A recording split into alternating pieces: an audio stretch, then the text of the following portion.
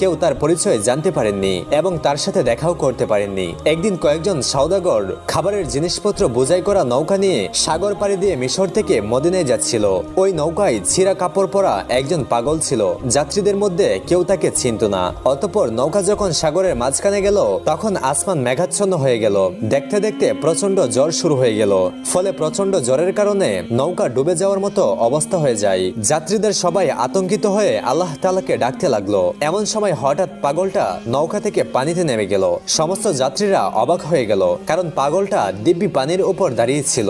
তারপর পাগলটি পানির উপর নামাজ পড়া শুরু করলো। নামাজ শেষ হলে সে যাত্রীদের দিকে তাকালো। এই দৃশ্য দেখে যাত্রীরা বুঝে গেল নিশ্চয়ই তিনি আল্লাহওয়ালা বুজুর্গ মানুষ। সবাই তখন চিৎকার করে বলল, হুজুর, আমাদের জন্য আপনি দোয়া করুন। তখন তিনি বললেন, তোমরা তোমাদের মাল এবং দুনিয়ার মায়া ছেড়ে দিয়ে বিসমিল্লাহ বলে নৌকা থেকে নেমে আমার কাছে চলে আসো।